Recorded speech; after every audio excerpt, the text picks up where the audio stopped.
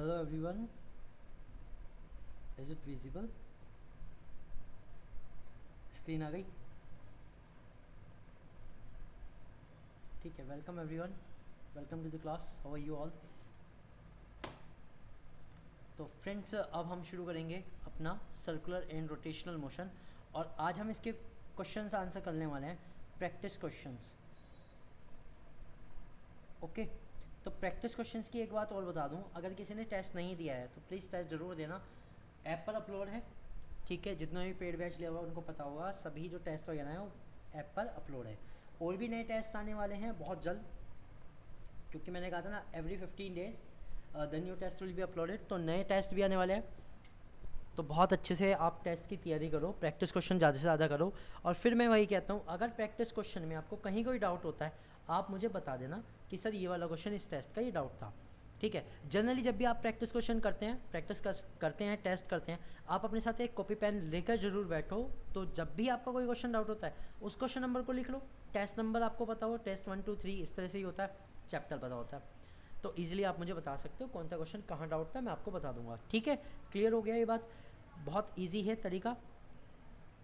चलिए फिर शुरू करते हैं इसके हम प्रैक्टिस क्वेश्चंस। तो प्रैक्टिस क्वेश्चन आज जो हम करने वाले हैं वो जनरली जो भी आपके टीजीटी एग्जाम में कंसेप्ट बेस्ड जिस तरह के क्वेश्चन पूछे जाते हैं उसी के बेस पे क्वेश्चन बनाए गए हैं, उसी के बेस पे क्वेश्चन थे, ठीक है। शुरू करते हैं। पहला क्वेश्चन अपना, ए particle is moving in a circular path. एक पार्टिकल है जो सर्कुलर पाथ में घूम रहा है विद ए कांस्टेंट स्पीड, एक समान चाल से। जनरली जो हमारा सर्कुलर मोशन होता है, सर्कुलर पाथ होता है जिस पर कोई कण चलता है, वो एक कांस्टेंट स्पीड के साथ तो चलता ही है। Which of the following statement is true? इनमें से कौन सी चीज़ सत्य है? अब ध्यान देना, क्योंकि हम टीजीटी पीजीटी का एग्जाम दे रहे हैं, तो कंडीशंस पर भी ध्यान देना, क्वेश्चन की लैंग्वेज पर भी ध्यान देना, क्वेश्चन में क्या दिया गया है इस पर भी ध्यान देना। तो इन्होंने कहा एक कण एक वृत्ताकार पथ पर स्थिर गति से चल रहा है, निम्नलिखित में से कौन सा कथन सत्य है? इट्स वेलोसिटी इज कांस्टेंट, इसका वेग जो है वो स्थिर है, एक बात। सेकंड, इट्स एक्सेलेरेशन इज 0, इसका तुरंत शून्य है। It's kinetic energy is constant, इसकी गतिज ऊर्जा स्थिर है। It's displacement is 0 in every complete revolution, प्रत्येक पूर्ण चक्कर में इसका जो विस्थापन है वो शून्य है। अब आपको बताना है इनमें से कौन सा स्टेटमेंट सही है।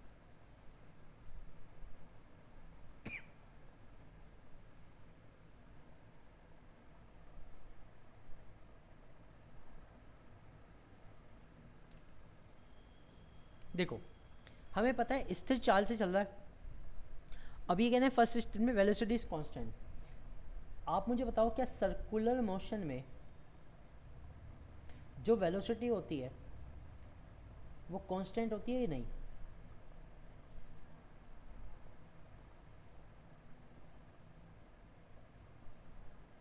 बताओ मुझे, क्या इस सर्कुलर मोशन में कोई एक जो पार्टिकल इस पॉइंट पी के अराउंड सर्कुलर पाथ पे रोटेशन कर रहा है, क्या इसकी वेलोसिटी कांस्टेंट है? बताओ आप सभी। नहीं है। क्यों? क्योंकि देखो ये सर्कुलर पाथ पे घूम तो रहा है, इसका जो रेखीय वेग है, रेखीय वेग दैट इज हम कह सकते हैं जो चाल है वो तो कांस्टेंट है, लेकिन जो वेलोसिटी है वो कांस्टेंट नहीं है। वेलोसिटी कांस्टेंट क्यों नहीं है? क्योंकि इसकी जो डायरेक्शन है वो एवरी मोशन में चेंज हो रही है। जब ये पार्टिकल यहाँ आएगा इसकी डायरेक्शन ही हो जाएगी। जनरली क्या होती है, मैंने बताया भी था, जो रेडियस होती है उसके टेंजेंशियल होती है डायरेक्शन, उसके परपेंडिकुलर होती है। Okay, clear? तो velocity is not constant, velocity is not constant. तो पहला जो स्टेटमेंट है वो गलत है। सेकेंड आते हैं एक्सेलेरेशन इज 0। जब वेलोसिटी कांस्टेंट नहीं है तो एक्सेलेरेशन 0 होने का कोई मतलब नहीं होता। भाई जब वेलोसिटी वेग में परिवर्तन हो रहा है तो एक्सेलेरेशन भी जरूर हो रहा है, तो ये भी स्टेटमेंट गलत हो गया। थर्ड पॉइंट की बात करते हैं, काइनेटिक एनर्जी इज कांस्टेंट। और फोर्थ स्टेटमेंट है जिसका आंसर दिया है राहुल जी ने, it's displacement is 0 in every complete revolution, एक प्रत्येक पूर्ण चक्कर में इसका विस्थापन शून्य है। देखो समझते हैं आप क्वेश्चन को। इन्होंने कहा कि एक कण वृत्ताकार पथ पर स्थिर गति से चल रहा है, आप अगर डी डिस्प्लेसमेंट इसके साथ जाना चाहें तो आप जा सकते हैं, बट मेरी ओर से जो बेस्ट पॉसिबल आंसर है वो है it's kinetic energy is constant, क्योंकि किसी भी सिस्टम पे मैंने इसमें करके भी दिखाया था, जो काइनेटिक एनर्जी होती है एट एवरी पॉइंट वो कांस्टेंट रहती है। सो आंसर जो होगा वो सी होगा। अब बात करता हूँ आपके वाले आंसर की। Its displacement is zero in every complete revolution, हर एक रिवोल्यूशन के बाद, ठीक है, हर एक रिवोल्यूशन के बाद जो इसका डिस्प्लेसमेंट है वो जीरो होगा, बिल्कुल होगा, ठीक है। अब बात करते हैं क्या वो रिवोल्यूशन पूरा कर चुका है, इसमें हमें ये नहीं बताया गया क्योंकि अभी वो चल रहा है। तो चलने के दौरान तो जो चीज़ें होंगी वो हम बता सकते हैं। अगर रिवोल्यूशन वो कहता है कि स्थिर गति से वो इतने चक्कर काट रहा है, तब मैं आंसर को डी देना चाहूँगा, ठीक है। तो बेस्ट पॉसिबल आंसर सी है, लेकिन अगर उसमें आ जाता कि दोनों मतलब वो चक्कर पूर्ण कर रहा है, चल नहीं ना, वो चक्कर पूर्ण कर चुका है, इतने राउंड कर चुका है, ठीक है, तो हम क्या कहेंगे, हम ये कहेंगे कि जो आंसर है वो क्या होगा बताओ। देखो सर, बात करते हैं काइनेटिक एनर्जी कांस्टेंट क्यों है। आप कहोगे सर मास और वेलोसिटी कांस्टेंट होने पर काइनेटिक एनर्जी कांस्टेंट होगी, ठीक है। आप मुझे बताओ जो काइनेटिक एनर्जी है, एनर्जी जो है वो एक वेक्टर क्वांटिटी है या स्केलर। स्टेटमेंट आपकी बहुत अच्छी है, बहुत बढ़िया, कि मास एंड वेलोसिटी कांस्टेंट होने पर काइनेटिक एनर्जी कांस्टेंट होगी। लेकिन आप एक बात को समझिए, मुझे बताइए कि क्या काइनेटिक एनर्जी एक वेक्टर क्वांटिटी है या स्केलर, सदिश राशि है या अदिश।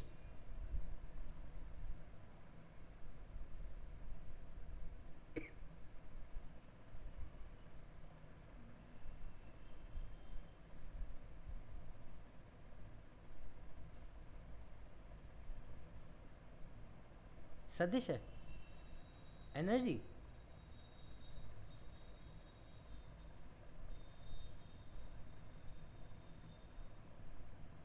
अदिश है, वेरी गुड। अगर ये अदिश है तो क्या ये वेलोसिटी की डायरेक्शन पे डिपेंड करेगी। वर्क भी बिल्कुल सही, वर्क भी अदिश होता है, एनर्जी भी अदिश राशि होती है, ऊर्जा जो है अदिश राशि है, इसलिए काइनेटिक एनर्जी गतिज ऊर्जा भी अदिश राशि है। अब समझते हैं, हम बात कर रहे हैं कि ये जो काइनेटिक एनर्जी होती है उसका फॉर्मूला होता है हाफ mv²। ये दो चीज़ों पे डिपेंड करते हैं, मास एंड वेलोसिटी पे। लेकिन ये मास और वेलोसिटी पे, मास का तो कुछ होता ही नहीं, मतलब मास तो अदिश है, वो तो भूल जाओ। वेलोसिटी जो होती है सदिश राशि है, लेकिन ये वेलोसिटी के सिर्फ परिमाण पे डिपेंड करती है, डायरेक्शन पर नहीं। और जो वेलोसिटी का यहाँ पर परिमाण है वो तो सेम रहेगा, और इसलिए जो काइनेटिक एनर्जी है इसके हर एक पॉइंट पे कांस्टेंट रहेगी। एक चीज़ ध्यान रखो, पहली बात, ठीक है, तो kinetic energy will be constant. एक चीज़ क्लियर होगी। इसी के साथ साथ मैं आपको बता दूं, यहाँ तो सिर्फ काइनेटिक एनर्जी की बात है क्योंकि पार्टिकल मोशन में है, इसलिए काइनेटिक एनर्जी है। बाकी मैं एक बात आपको हमेशा के लिए बता दूं कि अगर कभी भी ये स्टेटमेंट आ जाए किसी क्वेश्चन में, किसी सिस्टम के अंदर, कि एनर्जी इज कांस्टेंट, तो वो स्टेटमेंट सबसे पहले करेक्ट होगा, क्योंकि law of conservation of energy के अकॉर्डिंग चाहे कैसा भी सिस्टम हो, चाहे हमारा कोई सा भी मोशन हो, उसकी जो टोटल एनर्जी होती है वो कांस्टेंट रहती है एट एवरी पॉइंट। तो ये चीज़ है, तो यहाँ पर जो सी आंसर है which best describe the answer. चलते हैं क्वेश्चन नंबर 2 पर। A car is moving on a level circular road of radius r. If the coefficient of the static friction between the tires and the road is mu s, the maximum speed with which the car can move without skidding. ये कह रहे हैं एक car r त्रिज्या की एक समतल वृत्ताकार सड़क पर चल रही है, यदि टायर और सड़क के बीच स्थैतिक घर्षण गुणांक mu s है, तो वह अधिकतम गति जिससे कार बिना फिसले चल सकती है होगी। अब ये बताना है, तो वेलोसिटी देखो, मैंने कल 2 टाइप का केस बताया था। इसमें एक बताया था जिसमें रोड, सड़क, पटरी को हम क्या करते हैं, थोड़ा सा बेंड कर देते हैं। बेंड मतलब बंकित कर देते हैं, उन्हें किसी एंगल पर झुका देते हैं। एक कंडीशन होती है जिसमें साइकिलिस्ट अपने आप को घुमा देता है, साइकिलिस्ट या बाइकर जो भी होते हैं रेसिंग वाले, वो अपने आप को झुका लेते हैं। तो वो एक तो कंडीशन थी। वो सेकेंड कंडीशन वो आई थी अगर हम दोनों में से कुछ भी ना कर सकें, सड़क एकदम फ्लैट है, तब जो वो वेलोसिटी है वो कितनी होगी, सेम चीज़ यहाँ पर वही पूछी गई है।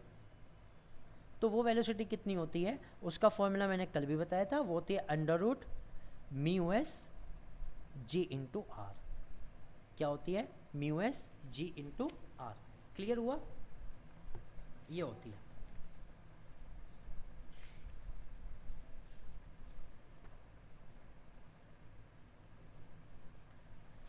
हाँ जी ठीक है, समझ में आ गया। ये मैंने कल फॉर्मूला भी लिखाया था, आपको उसमें मिला होगा ये।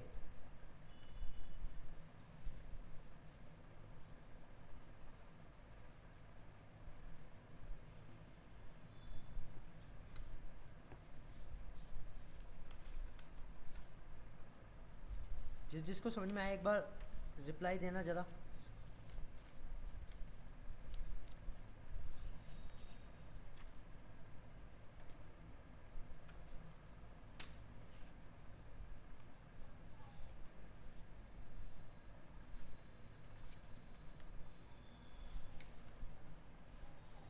ओके, तो v इक्वल क्या हो गया? Under root mu S G R, जब हमारा स्थैतिक घर्षण गुणांक हमें दिया हुआ है। चलते हैं आगे। Question number 3, a body of mass m is moving in a vertical circle of radius r। ये कह रहे हैं एक बॉडी है जो मास m है और वो एक वर्टिकल सर्कल में चल रही है रेडियस r के। देखो वर्टिकल सर्कल मतलब ये वाला होता है जिसमें ग्रेविटी के साथ होता है, ऊपर नीचे है ना, ये वाला। ठीक है, इसकी जो रेडियस है वो r है, पार्टिकल का मास m है। ठीक है, the minimum velocity at the highest point two complete the circle is, maximum point यानी मैक्सिमम हाइट दैट इज, जो मैंने उसमें समझाया था पॉइंट सी को समझाया था, 3 पॉइंट समझाए थे ना। A which was the lowest, ठीक है, C is the highest and P is any of the path. P जो था पाथ पे कहीं भी था। तो इसका जो न्यूनतम वेग है वो किससे दिया जाता है बताओ? Yes, A is the answer, under root G R. तो वी का फॉर्मूला होता है अंडर रूट जी आर। ठीक है, वेरी गुड, बहुत बढ़िया। अब अगर आप इस चीज़ को देखें तो अभी जो पिछला फॉर्मूला आया था क्या वो और ये सेम ही नहीं है? अगर मैं इसमें देखूं तो ये म्यू जी आर जो आया अभी, जो पीछे आया, वो क्यों है? क्योंकि वहाँ पर जो फ्रिक्शन है वो भी अपना रोल प्ले कर रहा है। वर्टिकल में तो फ्रिक्शन की जरूरत ही नहीं है क्योंकि वहाँ तो कोई फ्रिक्शन नहीं है। अभी जो फॉर्मूला आया था म्यू एस जी आर वो भी तो यही था लगभग, तो जी आर इसमें होना ही होना है। ठीक है, तो मैक्सिमम मतलब हाईएस्ट पॉइंट पे जो मिनिमम वेलोसिटी है वो क्या होगी? v is equal under G R. अच्छा ये बताओ अब लोवेस्ट पॉइंट पे कितनी होगी?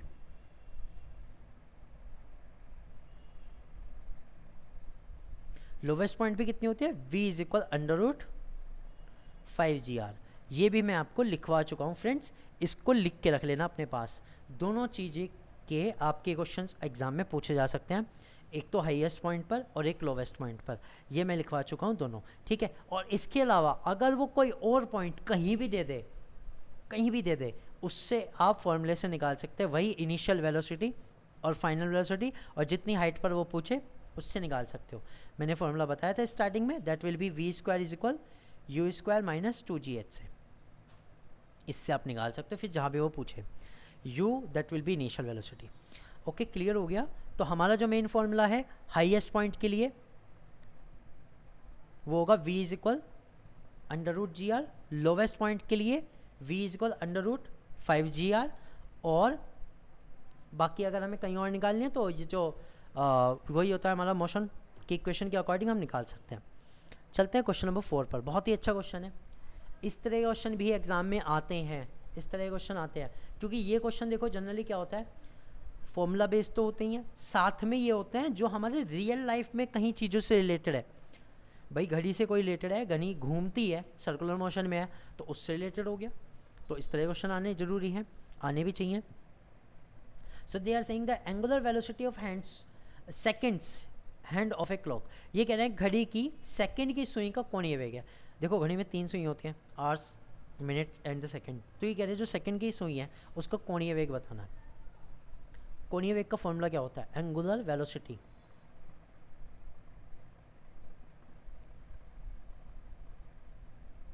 किससे डिनोट करते हैं? ओमेगा से। ओमेगा बराबर क्या होता है बताओ?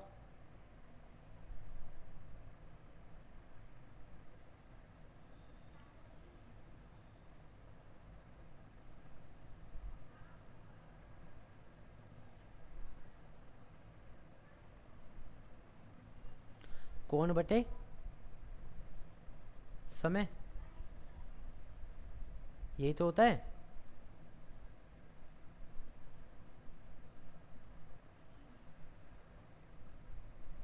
कोण कितना है बताओ। अगर हम कोणीय वेग की बात करें सेकंड की सुई का, तो कोण कितना है, 180 डिग्री का डबल हो गया, 360 हो गया पूरा राउंड, दैट इज 2 पाई। और समय कितना लगेगा, 60 सेकंड, क्योंकि समय को किस में रखते हैं, सेकंड में, और 60 सेकंड वो ले लेगी। बताओ, ठीक है। तो हमारा कितना आंसर आएगा इसका, π/30। That will be B is the answer. Very good, B is the correct answer. चलिए एक और चलते हैं। देखो ये इसी का पड़ोसी था, तो मैंने यहीं पे उठा के रख लिया इसको। ये कह रहे हैं the length of the second hand of a clock is 3 centimetre. जो घड़ी है 12, 1, 2, 3, 4, 5, 6, 7, 8, 9, 10, 11, 12, ठीक है। इसमें जो सेकंड की सुई है उसकी जो हाइट है, लंबाई सॉरी, वो 3 सेंटीमीटर है। ओके, आपको इस घड़ी के जो पॉइंट है, सुई का जो पॉइंट है, उसकी चाल बतानी है, इसकी चाल बतानी है पॉइंट की। अब मुझे पहले ये बताओ, अगर हम नोक की चाल की बात कर रहे हैं,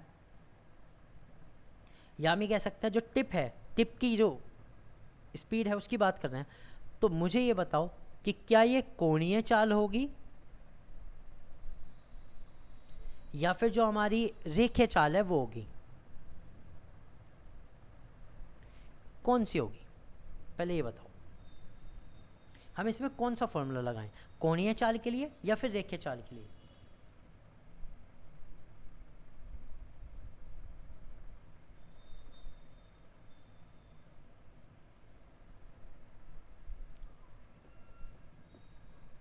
एंगुलर, क्यों भाई, मुझे बताओ।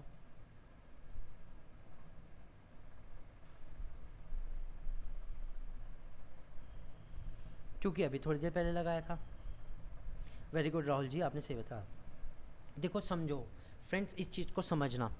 उसने कहा कि घड़ी की सुई की नोक, नोक का मतलब क्या है, ये जो टिप है, ये हमें ये वाले पाथ पर चली हुई दूरी बतानी है। मैं इसको एक बार दोबारा से बनाता हूँ, थोड़ा मिस्टेक बनानी है सर्कल, समझ रहे हो। ये जो टिप है, ये जो सर्कुलर पाथ पे ऐसे रोटेट कर रही है, हमें इस पे बताना है, और इस पर जो चाल निकलती है वो लीनियर निकलती है। और अगर ये सुई चलती होती तो एंगल निकलता, और एंगल निकलता तो एंगुलर वेलोसिटी निकलती। समझ गए। तो हम कौन सी बात करेंगे, हम इसमें रेखीय चाल निकालेंगे, ना कि कोणीय चाल। समझ गए। और फॉर्मूला हम कौन सा यूज़ करेंगे, v = r⍵।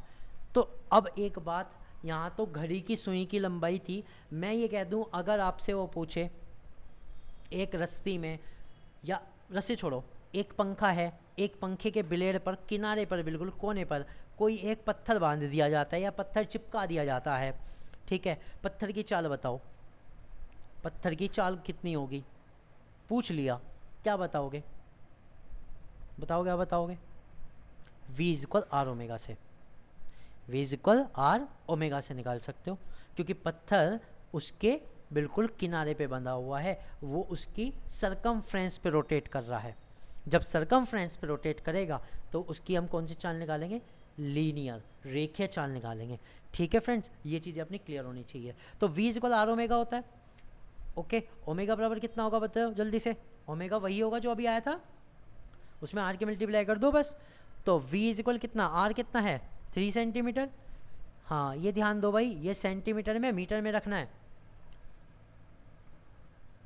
या सेंटीमीटर में रख के काम चलाएं। सेंटीमीटर में आंसर दे रखे हैं, रख सकते हैं, कोई दिक्कत नहीं। 3 इंटू, देखो ये सेंटीमीटर में आंसर ना, इसलिए सेंटीमीटर में रख सकते हैं। और ओमेगा कितना आया था अभी भाई, सेकंड की चाल के लिए तो था वो π/30। तो v = π/10, that is 3.14 divided by 10, तो v इक्वल कितना हो गया 0.314 centimetre per second, that is B is the answer. Very good sir, very good Rahul ji. Sir आपका पीजीडी फिजिक्स है क्या? अच्छा है, बहुत बढ़िया सर, वेरी गुड। सर देखो सच बताऊं, ऐसे ही सेशन में इंटरेस्ट आता है। मैं तो ये कहता हूँ आपको कमेंट में लिखना चाहिए, और अगर आप माइक यूज़ करके बोल सकते हैं तो आपको बोल के बताना चाहिए। जब तक कन्वर्सेशन अच्छा नहीं होगा लाइव सेशन को कोई मतलब नहीं। कई बार ऐसा लगता है जब कन्वर्सेशन नहीं होता कि मैं वीडियो रिकॉर्ड करने बैठ गया, वो मज़ेदार नहीं है। आप लाइव सेशन ले रहे हैं, आप लाइव सेशन में डिस्कस करो, पॉजिटिव डिस्कस करो। आप मुझे बताओ, आंसर दो, गलती तो बताओगे, कम से कम एग्ज़ाम से पहले तो गलतियाँ निकल जाएंगी। जो अपने मन में है, हमें जो लग रहा है, हम जो सोच रहे हैं, वो हमें पता लग जाएगा एग्ज़ाम से पहले ही कि अच्छा हमने ये थोड़ा सा गलत सोच लिया, या फिर अगर अच्छा लगा हमारा आंसर सही है तो हमें एक पॉजिटिविटी मिलती है कि अगर ऐसा आ जाए तो मैं 1 सेकंड में सॉल्व कर लूँगा। तो ये सबसे अच्छी बात होती है लाइव सेशन की। तो लाइव सेशन में एक्टिव रहो। अगर आप केमिस्ट्री में थोड़े से वीक हैं, कमज़ोर हैं, तो जितना ज़्यादा आप उसको बोल के आंसर बताओगे, जितना ज़्यादा आप उसमें लिखोगे, जितने आप ज़्यादा मैसेज करोगे, रिप्लाई करोगे, उतना ज़्यादा आप अच्छा हो जाओगे। वेरी गुड सर, आपने आंसर भी निकाल दिया, बहुत बढ़िया। क्वेश्चन क्या है? क्वेश्चन है a particle moves in a circle of radius 20 centimetre with a linear speed of 10 metre प्रति सेकेंड, एंगुलर स्पीड इज। बहुत बढ़िया। देखो इसमें क्या दिया हुआ है, रेडियस दी हुई है, आर दिया हुआ है 20 सेंटीमीटर, और speed, linear speed that is V दिया हुआ है 10 मीटर प्रति सेकंड। देखो इन्होंने बता दिया खुद ही कि लीनियर स्पीड है, नहीं भी बताते तो भी हमें पता लगता कि लीनियर ही है। जब एंगुलर निकलवा रहे हैं तो लीनियर ही दी होगी। तो ओमेगा बताना है आपकी बार, ओमेगा क्या होगा? v इज इक्वल होता है आर ओमेगा, तो ओमेगा इज इक्वल क्या हो गया v अपॉन आर, तो v अपॉन 20, ठीक है, और 20 डिवाइडेड बाई 100। क्यों? क्योंकि ये सेंटीमीटर में है, स्पीड मीटर पर सेकेंड में है, तो सेंटीमीटर को मीटर में रखना पड़ेगा। That will B 10 into 100 upon 20, 50 radian पर सेकेंड। ये आंसर आएगा सर सी। ओके,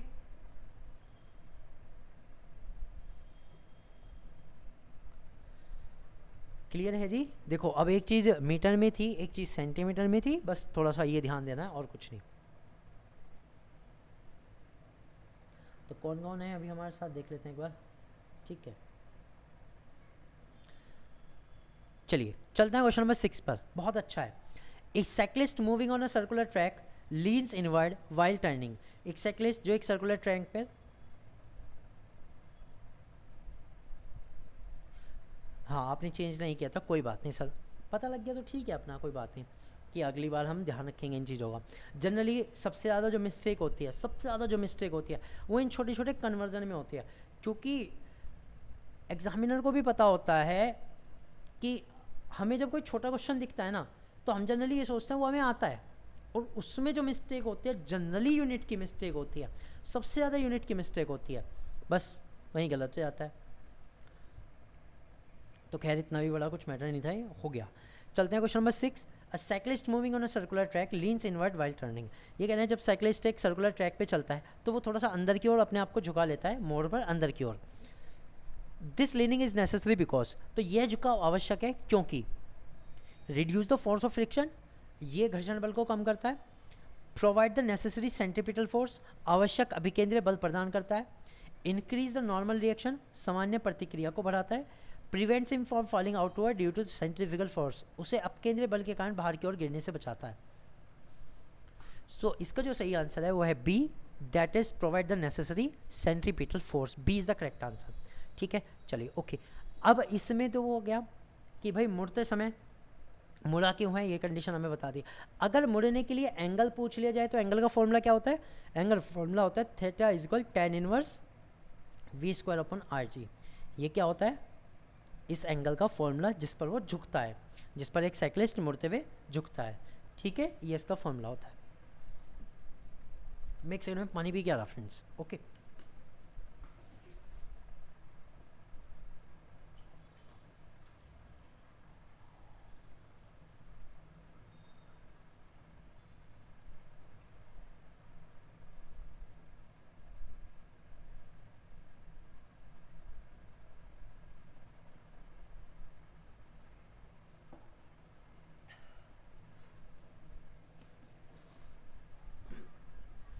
चलते हैं क्वेश्चन नंबर 7 पर। Two particle of masses m1 and m2 are moving on the circular path of radius r1 and r2 respectively. ये कहने हैं दो पार्टिकल है जिनका मास अलग अलग है, एक m1 एक m2, एक सर्कुलर पाथ पे घूम रहे हैं, रेडियस है r1 और r2 with the same angular speed. Angular speed same है। The ratio of their linear velocity is, उनकी लीनियर वेलोसिटी का रेशो बताना है।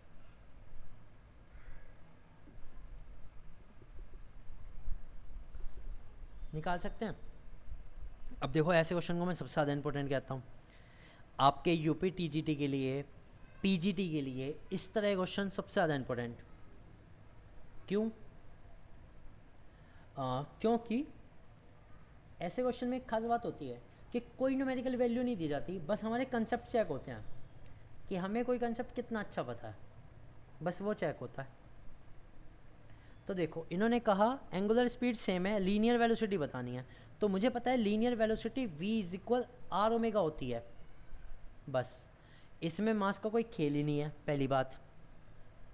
और जब मास का खेल ही नहीं है, चलिए सच बताऊं तो पूरे के पूरे सर्कुलर मोशन में मास का केवल जड़त्वाघूर्ण में है, थोड़ा सा मोमेंट ऑफ इनर्शिया में रोल है, अदरवाइज नहीं है।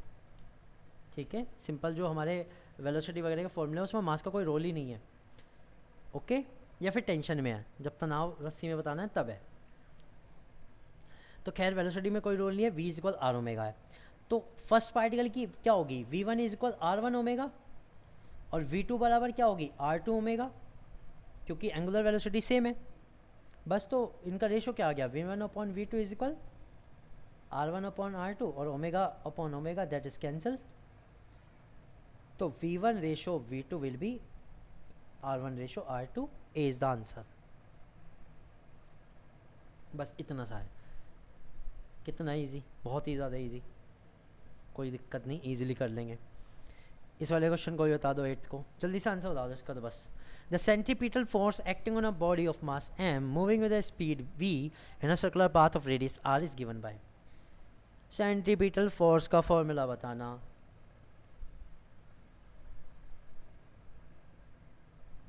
Yes very good, C is the answer, mv square upon r। Okay, yes, C is the answer, mv square upon r। F is equal mv square upon r।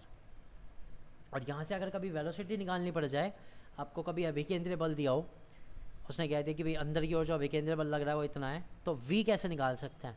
तो v square बराबर क्या होगा, F R upon M. तब v बराबर क्या होगा, under root F R upon M. So this will be the answer 4। अगर हमें वेलोसिटी निकालनी पड़ जाए तो इस फॉर्मूले से हम निकाल सकते हैं।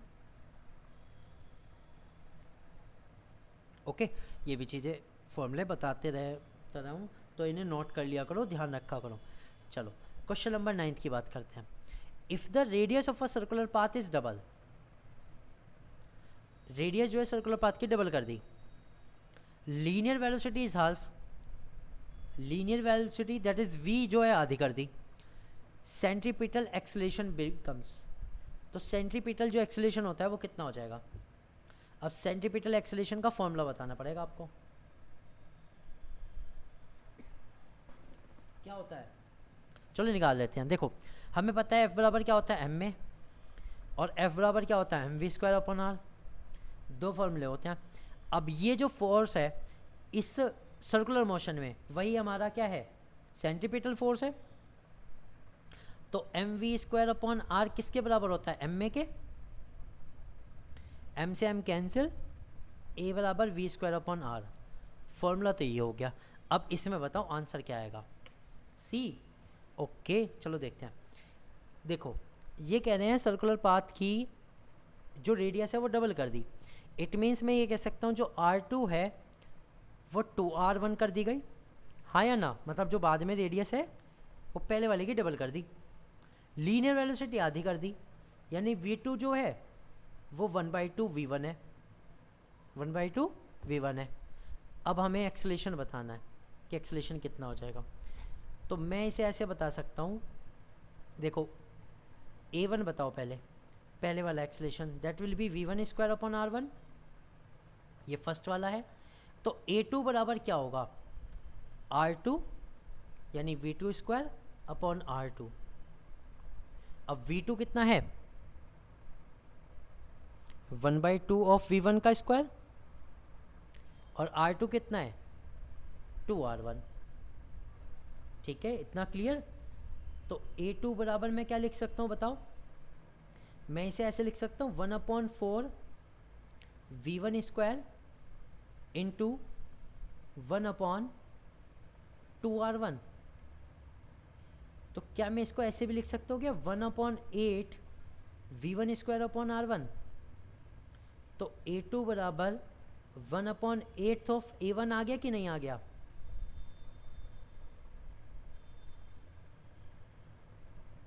तो आंसर कौन सा हुआ, आंसर इज डी 1/8 टाइम्स। ठीक है, क्लियर। तो इसका क्या होगा 1/8 टाइम्स। तो बस इसमें इस तरह से करना था। ये जो कंपैरिजन बेस्ड क्वेश्चन है इनको भी मैं हमेशा से इंपॉर्टेंट कहता हूँ, क्योंकि comparison based ratio based questions हर जगह आते हैं, सब जगह ये क्वेश्चंस आते हैं, क्योंकि उससे पता है अगर आपको न्यूमेरिकल वैल्यू दी गई तो न्यूमेरिकल तो आप सॉल्व कर ही लोगे। वो तो आपसे ये समझना चाहते हैं कि आपको कंसेप्ट कितने अच्छे क्लियर है, बस यही पूछता रहता है एग्जाम में, इन्हीं पे क्वेश्चंस आते हैं। चलिए question number 10, stone tied to the end of yes.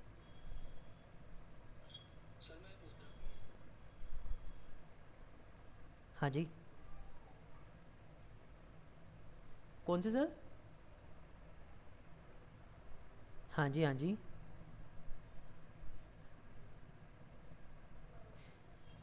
ये आप आंसर के साथ चाह रहे हो बिना आंसर के चाह रहे हो?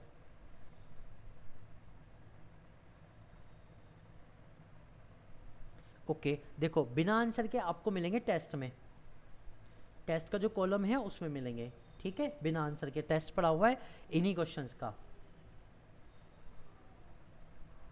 और ये जो क्लास है रिकॉर्डिंग वो आपको मिलती है, एक लेक्चर सेशन होता है, लेक्चर में दो आएंगे, एक तो क्लासरूम और एक रिकॉर्डिंग। रिकॉर्डिंग में जाके मिल जाएंगे पूरा रिकॉर्डिंग, जैसे मैं बोल रहा हूँ आप बोल रहे हैं वो सब, कमेंट के अलावा वो सब मिल जाएगा, लिखा हुआ एज इट इज़ लिखा हुआ आएगा, रिकॉर्डिंग में मिल जाएगा। एक चीज़ हो गई। ठीक है, अब बात करते हैं, जो ये मैंने लिख दी, जो इसकी पीडीएफ है वो भी वहीं अपलोड है, वो आपको मिलेगी स्टडी मटेरियल में। हर एक चैप्टर का जो लेसन प्लान बने हुए हैं ना, लेसन्स, उसके स्टडी मटेरियल में चले जाओ, वहाँ मिल जाएगी। सारा कंटेंट उसी पे है ऐप पे।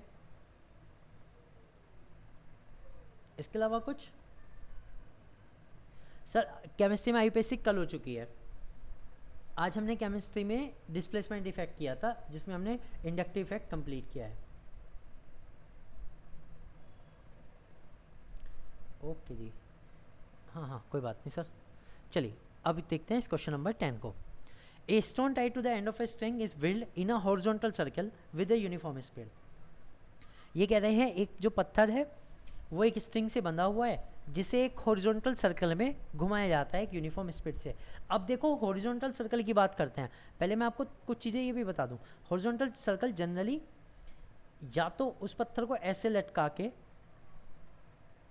इस तरह से घुमाया जा रहा है, समझ लो ना, ऐसे पत्थर को लटका करके स्ट्रिंग से, एक बात क्लियर होगी, या फिर उस पत्थर को इस तरह बांध के ऐसे घुमाया जा रहा है, कोई एक स्टिक से उससे बांध दिया और इस तरह से इसे घुमाया जा रहा है। ये होता है हमारा हॉरिजॉन्टल मोशन।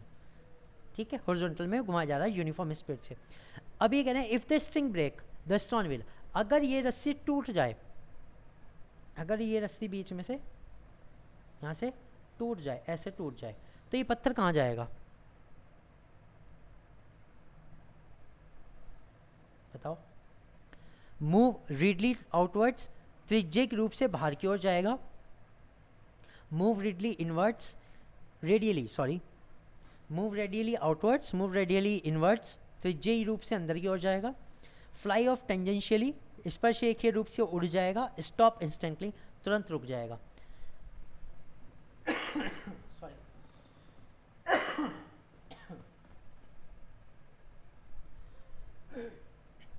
कौन सा आएगा इसमें? देखो क्या होगा, हमें पता है जब भी कोई मोशन होता है, खासकर सर्कुलर मोशन, उसमें जो वेलोसिटी की डायरेक्शन होती है हमेशा टेंजेंशियल या परपेंडिकुलर होती है,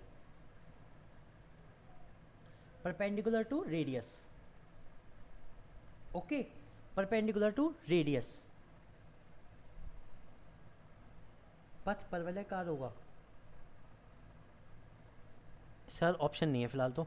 अब देखो बात करते हैं मूव रेडियली आउटवर्ड्स, त्रिज्यी रूप से बाहर जाएगा। त्रिज्यी रूप मतलब क्या हुआ कि इसकी जो रेडियस अंदर की तरफ थी ये बाहर इस तरह से जाएगा, नहीं, त्रिज्यी रूप से अंदर की ओर जाएगा, यानी कि रेडियस की जगह चला जाएगा, आके आपको वापस लग जाएगा। भाई अगर आप हाथ में पत्थर बांध के घुमा रहे हो रस्सी से और रस्सी टूट जाए तो पत्थर आपको आगे हाथ में थोड़ी लग जाएगा, वो तो दूर जाता है, तो वो जाता है फ्लाई ऑफ टेंजेंशियली, स्पर्श रेखीय रूप से जाएगा, यानी कि वो परपेंडिकुलर डायरेक्शन में मूव करेगा। ठीक है। सेकंड चीज पथ प्रवलयकार होगा। देखो सर वो जाएगा तो जनरली परपेंडिकुलरली। अभी यहाँ पथ प्रवलयकार की बात यह है कि इसमें जनरली जो पथ प्रवलयकार होता है वो हम तब पढ़ते हैं जब हमें सेंटर ऑफ मास हम डिस्कस कर चुके हों, सेंटर ऑफ मास डिस्कस कर चुके हों, और उसमें भी कंडीशंस ये है कि अगर जो पार्टिकल है उसका सेंटर ऑफ मास किसी एक परवलयकार पथ पर है तो वो उसी पथ को फॉलो करता हुआ जाएगा, सिर्फ सेंटर ऑफ मास के अकॉर्डिंग। ओके, ये थोड़ा सा यहाँ पर क्लियर होना चाहिए। एक चीज बात है, फ्लाई ऑफ टेंजेंशियली ये केस सेम है क्योंकि इसको हम बता सकते हैं on the basis of velocity. Velocity की जो डायरेक्शन होती है वो जनरली क्या होती है, परपेंडिकुलर टू द रेडियस, तो वो जो जाएगा वो टेंजेंशियली स्पर्श रेखीय रूप से सीधा चला जाएगा। ये इसका आंसर होगा सी। ठीक है, क्लियर हुआ? तो सी विल बी द आंसर। अब देखो फ्रेंड्स, ये जो थे सारे के सारे 10 क्वेश्चन, 10 नहीं 11 हुए हैं, एक 4.2 मैंने एक्स्ट्रा कराया, ये सारे के सारे आपके टेस्ट के थे। अब कुछ और क्वेश्चन हैं जो अभी तक टेस्ट में तो नहीं है, आ सकते हैं, आ सकते हैं, अगर कोई टेस्ट होगा इसमें से आ सकता है, या इस तरह के क्वेश्चन और बन के आ सकते हैं। तो मैं इनको थोड़ा सा और भी करा देता हूँ, अभी टाइम बचा हुआ है तो थोड़े से और कर लेते हैं ना। क्लियर? चलिए शुरू करें। तो क्वेश्चन नंबर 11, एक डोरी अधिक से अधिक 100 न्यूटन का बल बिना टूटे सह सकती है। हाँ सर, एक चीज़ अभी हाथ क्या बता दूं, जैसे आप पूछ रहे थे कि सर ये क्वेश्चंस कहाँ मिलेंगे। देखो जनरली क्या होता है कि जो मैं क्वेश्चन टेस्ट में देता हूँ वो सेम हो भी सकते हैं और नहीं भी हो सकते। एक चीज़ कुछ कम ज़्यादा भी हो सकता है, क्योंकि जनरली जब मैं सॉल्यूशन बनाता हूँ वो मैं बनाता हूँ खुद। मैं किसी किताब से उठा करके किसी क्वेश्चन को उठाया और जो का तो निकाला और डाल दिया, मैं ऐसा जनरली नहीं करता। मैंने आज तक जनरली जो क्वेश्चंस बनाए हैं वो मैं कोशिश करता हूँ कि मैं उसके आंसर तो खुद ही बनाऊँ। क्वेश्चंस तो कहीं से भी मिल जाते हैं, आंसर मैं खुद बनाऊँ। और आंसर बनाते समय माइंड में वो चीज़ें भी आती हैं कि एक क्वेश्चन ऐसा बनना चाहिए, तो मैं ऐसा क्वेश्चन बना के वो डाल देता हूँ।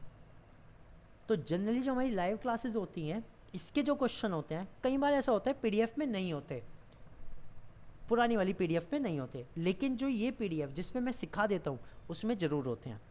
तो हमेशा जो नई पीडीएफ आती है जिस दिन भी अपलोड होती है आप सब उसे ज़रूर देखा करें, क्योंकि इसमें कुछ ना कुछ नया कंटेंट ज़रूर होता है हमेशा से।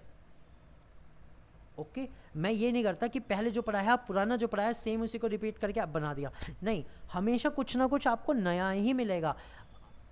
ओके, मेरी कोई भी 2 पीडीएफ ऑलमोस्ट सेम बिल्कुल नहीं मिल सकती, उनमें कुछ ना कुछ चेंजेस जरूर मिलेंगे। ठीक है, तो ये चीज़ मैं आपको यहाँ पर क्लियर कर दूँ। आप ऐसा ना सोचें कि पुरानी पीडीएफ बनी है हम वो देख लें और नई पीडीएफ में कुछ नया नहीं होगा। नई पीडीएफ अगर उसकी है, लेटेस्ट में है, तो आपको कुछ ना कुछ उसमें नया मिलेगा। क्वेश्चन नंबर 11 देखते हैं। एक डोरी अधिक से अधिक 100 न्यूटन का बल बिना टूटे सह सकती है। इस डोरी के 1 मीटर लंबे टुकड़े के एक सिरे पर 1 किलोग्राम का पिंड बांधकर उसे क्षैतिज तल में घुमाया जाता है। पिंड की अधिकतम रेखीय चाल ताकि डोरी ना टूटे होगी। देखो बहुत बढ़िया क्वेश्चन है। एक हॉरिजॉन्टल सर्कल में रेडियस के साथ घुमाया जा रहा है। रेडियस कितनी है? 1 मीटर, क्योंकि 1 मीटर लंबी डोरी है। ठीक है, इसे घुमाया जा रहा है। तो ये कह रहे हैं कि ये जो डोरी है 100 न्यूटन का बल सह सकती है। F बराबर 100 न्यूटन का बल सह सकती है। अब ध्यान दो, यहाँ 2 चीज़ें हैं। जितना बल ये सह सकती है वो 100 न्यूटन है, वो यहाँ पर डोरी में टेंशन भी है और वही बल यहाँ पे सेंट्रीपिटल फोर्स भी है। लेकिन टेंशन हम इसलिए नहीं यूज़ करेंगे क्योंकि यहाँ पर हमें सेंट्रीपिटल फोर्स ज़्यादा चाहिए रेदर देन टेंशन। मतलब ज़्यादा से मतलब है कि हमें सेंट्रीपिटल फोर्स से ही हमारा काम बन जाएगा।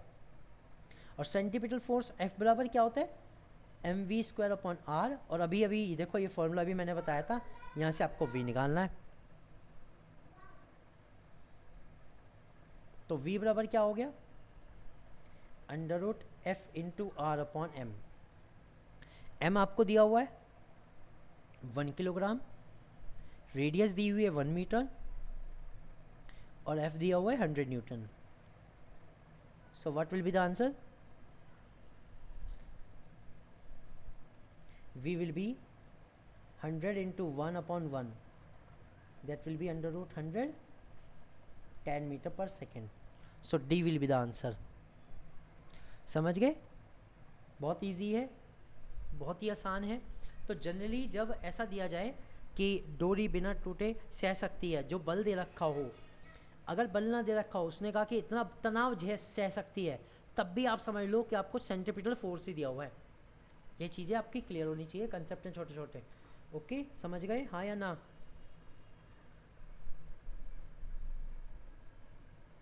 चलो अच्छा, एक चीज़ और, अगर यहाँ पे ये भी ना कहें कि इतना बल सह सकती है, ये भी ना दें कि इतना तनाव सह सकती है, और ये कह दें कि इतना अपकेंद्र बल उस पर लग रहा है, अभिकेंद्र नहीं अपकेंद्र, दैट इज सेंट्रीफ्यूगल फोर्स इतना लग रहा है, तब क्या करते, तब भी हम सेम ही रखते, बिकॉज सेंट्रीपिटल फोर्स और सेंट्रीफ्यूगल फोर्स दोनों की डायरेक्शन अपोजिट होती है बट सेम होता है, तब भी हम यही फॉर्मूला यूज़ करते हैं, F बराबर mv²/r। ये भी ध्यान दो, तो चीज़ें अलग अलग तरीके से एग्जाम में दी जा सकती हैं। वो ये कहते हैं अगर कि एक डोरी अधिक से अधिक 100 न्यूटन का अपकेंद्रीय बल सह सकती है, या उस पत्थर पर 100 न्यूटन का अपकेंद्रीय बल लग रहा है। अब सोचने बैठ जाओ, अपकेंद्रीय बल लग रहा है, हम कैसे करें, तो अपकेंद्रीय बल बराबर होता है सेंट्रीफ्यूगल फोर्स के। ठीक है, तो इस तरह भी हम ये क्वेश्चंस डील कर सकते हैं जैसे भी एग्जाम में आते हैं। चलते हैं क्वेश्चन नंबर 12 पर। महामार्ग के वृत्तीय वक्र पर 60 किलोमीटर प्रति घंटा की चाल से चलने वाली गाड़ियों के लिए सड़क को कितने कोण का ढलाव देना उपयुक्त होगा यदि वक्र की त्रिज्या 0.1 किलोमीटर है। ये कह रहे हैं what angle slope of the road is appropriate for the cars moving at the speed of 60 kilometre per hour on the circular curve of the highway if the radius of the curve is 0.1 kilometre. बहुत ही अच्छा question है। देखो बताता हूँ, अभी मैंने एक formula बताया था, theta is equal tan inverse v²/rg से, यही तो है भाई। एक सड़क को ढलाव देना है कि ये जो सड़क का ढलाव है ये कितना होना चाहिए एंगल, ये पूछ रहे हैं। अब ये एंगल का फॉर्मूला भी यही होता है, साइक्लिस्ट को अगर झुकाना है तो भी फॉर्मूला यही होता है, तो हमें ये निकालना है थीटा। तो v कितना है पहले ये बताओ, 60 किलोमीटर पर आवर, रेडियस है 0.1 किलोमीटर, g है 9.8 मीटर पर सेकेंड स्क्वायर, रेडियस है 0.1 किलोमीटर, दैट विल बी 100 मीटर। ओके, अब ये ध्यान दो, जो ये v है, v को आपको क्या करना पड़ेगा, मीटर पर सेकेंड में चेंज करना पड़ेगा, जिसके लिए हम 5/18 से मल्टीप्लाई करते हैं, दैट विल बी 300/18 मीटर पर सेकेंड। काटो वाटो मत, डिवाइड मत करो, पॉइंट में मत लाओ, इतना ही रख लो। ओके फ्रेंड्स, क्लियर हो गया। तो ये सब चीज़ लग के आप आंसर निकाल सकते हो। चलो फिर शुरू करते हैं थीटा के लिए। तो theta will be tan inverse v²। v² का मतलब क्या हुआ बताओ, 300/18 का स्क्वायर, और नीचे r कितना है 100 मल्टीप्लाई 9.8, ये हो गया। ठीक है, चीज़ें समझ में आई, बहुत इजी था ये तो। चलो अब 300/18 का स्क्वायर, तो अगर स्क्वायर करने बैठ गए तो स्क्वायर में ही रात हो जाएगी, तो मैं इसको सिंपली लिख देता हूँ 300 × 300 अपॉन 18 × 18 इंटू 100 इंटू 9.8। अब ध्यान दो, हम यहाँ 9.8 जैसे उन्होंने रखा, उन्हें तो दिया है, लेकिन कोई हमसे रिटर्न में तो नहीं पूछ रहा, रिटर्न में तो नहीं पूछ रहा ना, रिटर्न में तो कोई देखने का नहीं वहाँ। यहाँ पर एक चीज़ है, अपना आप स्वयं का विवेक इस्तेमाल करो कि 9.8 से अच्छा काम बन रहा है या 10 रखने से। हमें पता है 0 0 दिख रही है, तो 9.8 की वजह 10 रख लो, कौन सा उन्हें पता लग गया होगा। तो देखो 10 इनवर्स चल ही रहा है बाहर, ये ध्यान देना, लिख भी देता हूँ, कभी आप सोचे गायब कर दिया मैंने। ये एक काम करो, गायब भी करते हैं, इधर बनाते हैं इसे tan थीटा। तो tan theta will be 300 into 300 upon 18 into 18 into 100 into 10। अब जितना कट सकता है सब कुछ काट दो, कुछ मत छोड़ना। 1 0 1 0 1 0, ये भी गया, ये भी गया और ये भी गया। 3 6 18, 6 आ गया।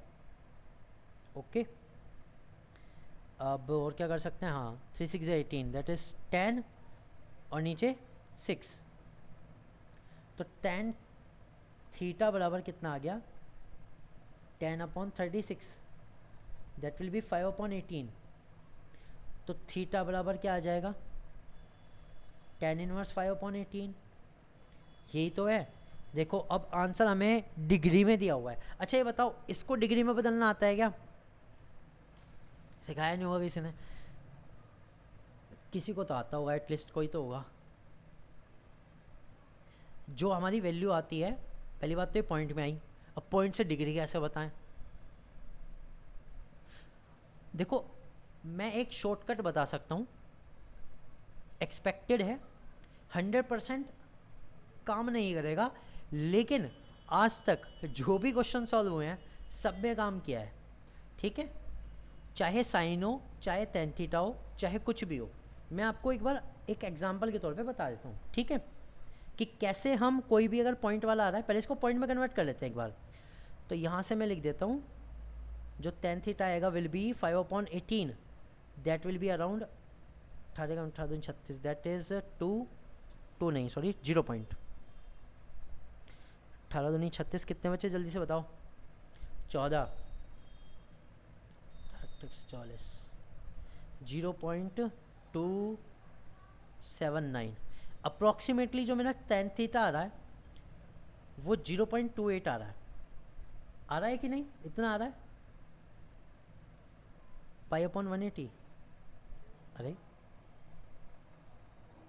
सर जी यहाँ तो पाई भी नहीं है मेरे पास, मुझे जो वैल्यू दी गई है वो पॉइंट में दी गई है। मेरे पास tan थीटा की जो वैल्यू आ रही है वो 0.279 आ रही है। अब मुझे थीटा बताना है कितना होगा डिग्री में, ए ऑप्शन। सर जी ए तो नहीं है। अब देखो मैं इसको, जब आपके पास एग्ज़ाम आ जाएगा ना, तब आप इसे कैसे सॉल्व करें उसका मैं एक तरीका बताता हूँ। इसको थोड़ा सा आप पहले से अपने पास पता करके रखो, क्योंकि जनरली ऐसा होता है कि कई बार वैल्यू नहीं दी जाती। मैं एक एक्सपेक्टेड बता रहा हूँ, देखो मैं एकदम ये नहीं कह रहा हूँ 100% काम करेगा, but most of the cases काम करेगा, मोस्ट ऑफ द केसेस, क्योंकि जनरली जो एंगल्स दिए जाते हैं वो इतने गैप पे दिए जाते हैं कि उनको हम निकाल सकते हैं इजीली। कैसे, यहाँ जो tan थीटा की वैल्यू है 0.279 है, हम जनरली जो थीटा एंगल के लिए जो वैल्यू याद करते हैं वो कुछ ऐसे याद करते हैं कि अगर 0 डिग्री है तो 0 है, tan के लिए बता रहा हूँ सिर्फ, tan के लिए 30 डिग्री पर कितनी होती है सबको पता होगा, 1/√3, ये याद किए। 45 डिग्री पर कितनी होती है, 1 होती है। 60 डिग्री पर कितनी होती है, √3 होती है। और 90 डिग्री पर कितनी होती है, इन्फिनिटी होती है। तो ये दो केसेस तो ख़त्म ही है। अगर मेरा tan थीटा बराबर 0 जाता तो 0 डिग्री का एंगल था, लेकिन 0 हुआ नहीं, 0.279 है। अब ध्यान दो इनको कैसे पॉइंट में कन्वर्ट करें।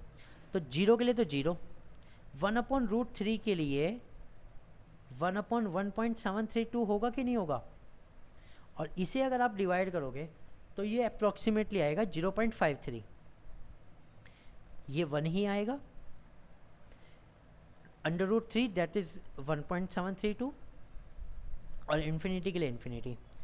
तो tan थीटा में सबसे मज़ेदार बात यह है कि 0 से लेके 0.5 डिग्री तक, 0.53 तक, डिग्री नहीं सॉरी, वैल्यू तक, पॉइंट की वैल्यू तक 30 डिग्री एंगल हो जाता है। 0 से लेके 0.5 तक 0 डिग्री से लेके 30 डिग्री तक का एंगल चला जाता है। चीज़ें समझ में आई? और अगर 1 तक चले जाएं तो 45 तक चला जाता है, 1.73 तक चले जाएं तो 60 तक चला जाता है।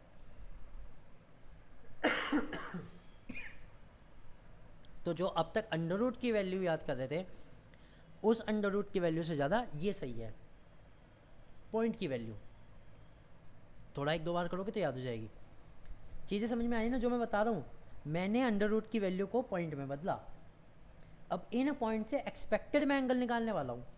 अब मेरी बात सुनो, tan थीटा बराबर कितना है? 0.279 है हमारा। हमें पता है 30 डिग्री के बीच में लगभग 50 का डिफरेंस है कि नहीं?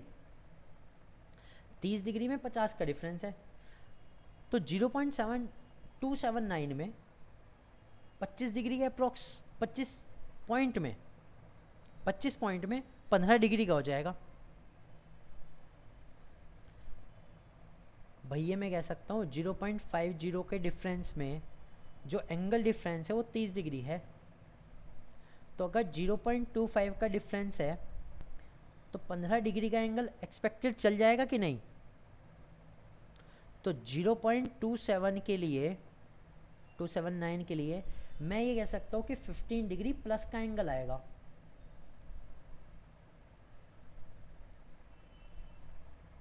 तो कौन सा आंसर हो सकता है? अब बताओ देख के। 25.8, 15.8, 20.8 या 18.8?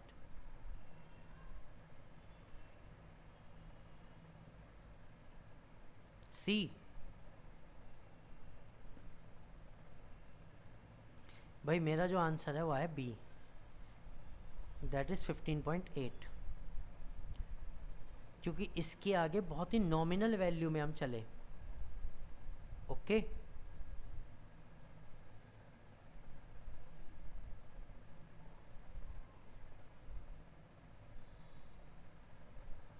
पॉइंट 5 से 3 डिग्री का फ़र्क आ रहा है। 0.5 से अगर आपको 18 पे जाना है ना, तो कम से कम 0.5 का डिफरेंस आना चाहिए था, यानी 0.25 से 0.3 पे 5 डिग्री का फ़र्क होता, सॉरी 3 डिग्री का, 18 तक आता। इसलिए जो हमारा आंसर है एक्सपेक्टेड 15.8 डिग्री है। ठीक है, और यही आंसर है। आप चाहे कैलकुलेटर से भी इसे कैलकुलेट कर सकते हो, और अगर एग्ज़ाम में दिया होगा तो बहुत बढ़िया। मैं चाहता हूँ कि एग्ज़ाम वाले दें, नहीं देते तो एक्सपेक्टेड यही होगा, जो तरीका मैंने बताया उसी से आंसर आ सकता है, अदरवाइज़ कुछ नहीं है। तो एक चीज़ और, आपके लिए एक काम थोड़ा सा बढ़ा दिया मैंने, साइन का टेबल और टेन का टेबल, जो ये मैंने पॉइंट वाला बताया है, अपने पास प्रिपेयर करके रखना। पीजीटी जून में होगा सर? हाँ जी होगा। पीजीटी जून में अगर हो गया तो टीजीटी जुलाई में होना ही होना, ये चीज़ ध्यान रखना। अगर पीजीटी जून में हो रहा है तो टीजीटी भी जून में फाइनल है, और टीजीटी के बाद केवीएस है। टीजीटी के तुरंत बाद लगभग 2 महीने बाद केवीएस है, ये ध्यान रखना। ये चीज़ मैं आपको गारंटी के साथ कह रहा हूँ। और केवीएस का बैच भी बहुत जल्दी शुरू होने वाला है, बहुत धमाकेदार तरीके से। एलटी सर अभी नहीं आ रहा, एलटी भूल जाओ, अभी एलटी नहीं आएगा अभी। एलटी के लिए कम से कम अभी आपको कम से कम, अगर मैं एग्ज़ाम की बात करूँ, नोटिफिकेशन की बात करता हूँ, कम से कम अभी 6 महीने लगेंगे। एलटी तो आसपास भी नहीं है।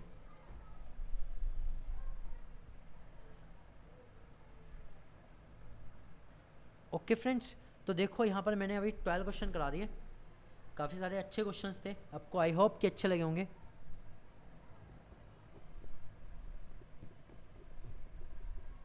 हाँ सर, ये मुझे समझ में नहीं आया आपने क्या लिखा।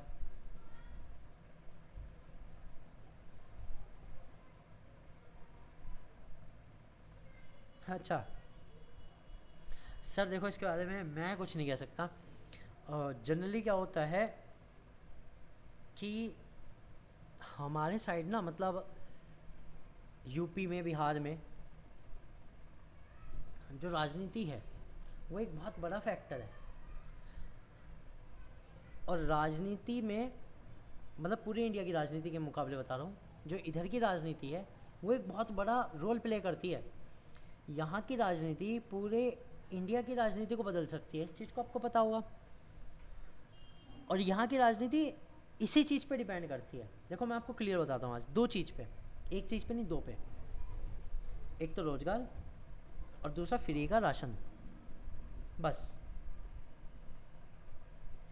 ये दो चीज़ अगर हैं तो चाहे इलेक्शन में कोई हो वो जीतना ही जीतना है। और आपको पता है किसको ट्रम्प कार्ड अच्छे से खेलना आता है और कौन जीतता है, तो आप कुछ भी कह सकते हैं। तो इसलिए मैंने 6 मंथ भी इसलिए कहा था, मैंने 6 मंथ कहा भी इसलिए था क्योंकि इनके पास अभी पूरा 1 साल है, ठीक है। और नेक्स्ट ईयर बताता हूँ, अगर 6 मंथ के बाद जो मैं कह रहा हूँ ना LT ग्रेड कि अगर भर्ती आ भी गई, नोटिफिकेशन आपका आ भी गया, तब भी उसका जो पेपर होगा वो भी 6 महीने ले जाएगा। क्यों ले जाएगा समझो, क्योंकि अभी जिला पंचायत के चुनाव होने वाले हैं अगले साल, 2021 में हुए थे, 2021 के बाद 2026 में होने हैं। ओके, तो चुनाव के दौरान वैसे भी नहीं होते हैं, इसलिए ठीक है फ्रेंड्स। चलिए खैर 12th क्वेश्चन के साथ बहुत ही अच्छे तरीके से हमने किए, आई होप कि सबको समझ में भी आए होंगे और आपको पता लगा होगा किस तरह के क्वेश्चन एग्जाम में ज़्यादा आते हैं। मैंने वही क्वेश्चन रखे हैं। देखो ये मैथमेटिकल टर्म्स वाले, ये तो चाहे आप कहीं से भी कर लो, मैं मना नहीं करता कहीं से भी कर लो, लेकिन जनरली मैं आपको हमेशा कहूँगा आप अगर कोई बुक अपनी ओर से भी कर रहे हो तो उस बुक में अगर कहीं न्यूमेरिकल्स के बिना का क्वेश्चन है, फॉर्मूला बेस्ड क्वेश्चन है जिसमें फॉर्मूला बनाना है या उस फॉर्मूले को डेरिवेट करके कुछ और निकालना है, तो उस क्वेश्चन को बिल्कुल मत छोड़ना। रेशो के क्वेश्चन को बिल्कुल मत छोड़ना कि पहले कंडीशन ऐसी थी, घटा बढ़ा दिया, डबल कर दिया, ट्रिपल कर दिया, हाफ कर दिया, 4 गुना कर दिया, 8 गुना कर दिया, उससे कितना हो गया, वो क्वेश्चन कभी नहीं छोड़ना, चाहे किसी भी चैप्टर का हो, ठीक है। तो इन क्वेश्चंस को तो आप समझ लो एग्ज़ाम के लिए बस आए रखे, ऐसे क्वेश्चन को कभी मत छोड़ना, ठीक है फ्रेंड्स। तो फिर मिलते हैं कल, good bye everyone. I hope class अच्छी लगी होगी, एंजॉय किया होगा आपने, और अगर कोई डाउट है, फिर भी कोई डाउट रह जाता है किसी भी क्वेश्चन में, कभी भी टेलीग्राम पर ड्रॉप कर देना, ठीक है फ्रेंड्स। मैं मिलूँगा आपसे।